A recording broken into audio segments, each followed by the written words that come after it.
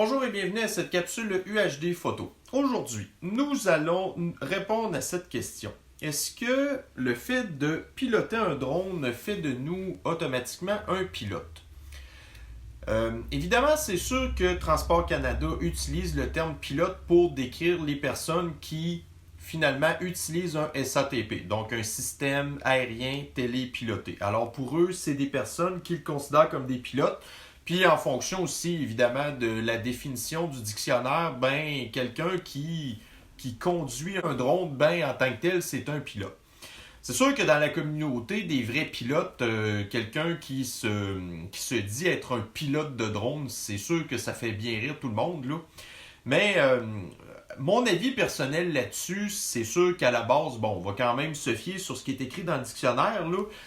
Selon mon opinion personnelle, moi, quelqu'un qui est un pilote de drone, à mon avis, c'est quelqu'un qui possède au minimum, la certification d'opération avancée. OK?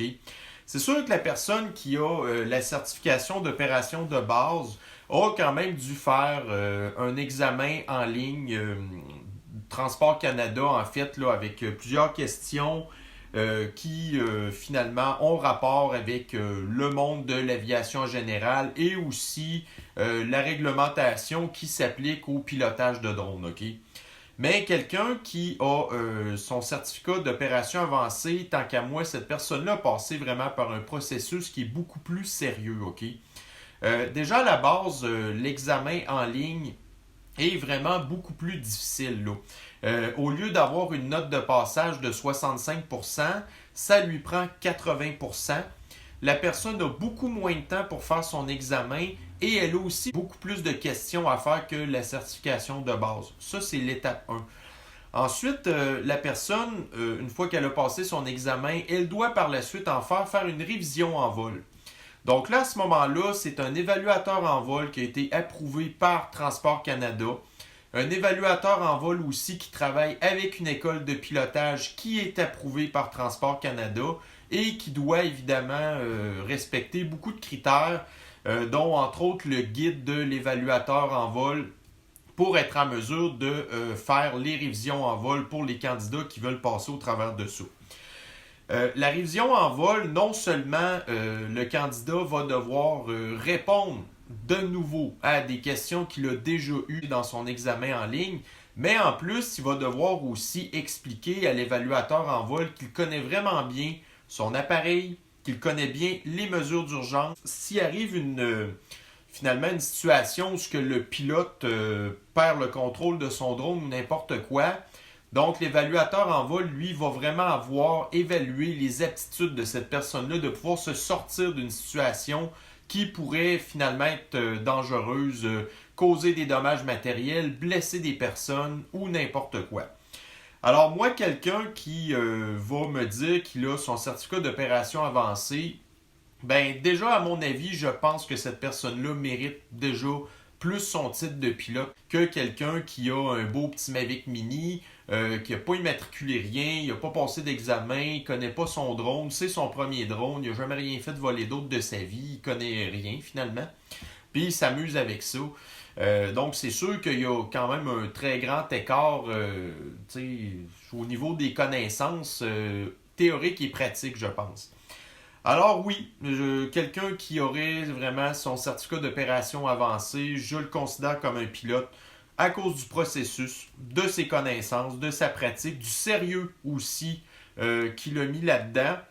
Parce que comme moi personnellement, oui, j'ai mon certificat d'opération avancé, j'ai aussi ma qualification d'évaluateur de vol, mais j'ai même pas idée du nombre d'heures de théorie que j'ai pu passer finalement sur YouTube, sur Google, à chercher toutes sortes d'informations en rapport avec l'aviation. C'est sûr que, écoutez, j'ai pas les moyens de me partir dans une vraie certification de pilote d'avion ou d'hélicoptère. Déjà en partant, je ne saurais pas lequel des deux je préférerais faire, quoique j'ai un penchant pour les hélicoptères, mais ça reste qu'au niveau de ma culture générale aéronautique, moi, je suis vraiment super intéressé par ça. Fait que c'est sûr que pour moi, je prends ça vraiment très à cœur d'être pilote de drone, fait que c'est pour ça que j'ai vraiment poussé mon processus au maximum, mais ça reste quand même que je continue pareil là, à m'intéresser au sujet très, très, très, très grand là, de l'aéronautique en général.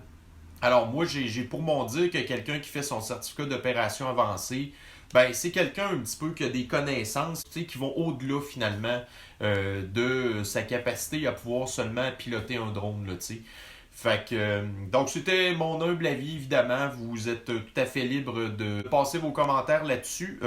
Mais bon, Transport Canada fait pas de distinction. Tu pilotes un Mavic Mini, tu pilotes un Matrice, tu pilotes d'autres affaires. Ben, à la base, c'est un pilote. Mais bon, dans la communauté, à notre niveau, nous, les certificats d'opération avancée, si on a à parler à un vrai pilote d'avion, c'est sûr qu'on va bien le faire rire, là. Mais s'il n'est pas au courant quand même du processus, ben, il va peut-être nous prendre un petit peu plus au sérieux. Alors sur ça, ben si éventuellement vous pensez faire vraiment là, avancer votre passion, donc d'être pilote de drone, fait que vous commencez par votre certification d'opération de base, ensuite vous y allez vers l'avancée, puis peut-être qu'éventuellement, on pourra se serrer la main en tant que collègue évaluateur de vol. Alors sur ce, bien bon vol. Là actuellement au Québec, c'est l'hiver, c'est vraiment pas du tout l'idéal pour faire voler nos drones à cause qu'il fait trop froid. Donc c'est pour ça, on s'occupe un petit peu, on se fait des capsules pour essayer de nous garder de nous garder un petit peu l'esprit au vol. En fait, on a vraiment hâte de sortir nos machines, mais pour l'instant, on prend notre mal en patience puis ça va aller au printemps prochain. Alors sur ce, à la prochaine!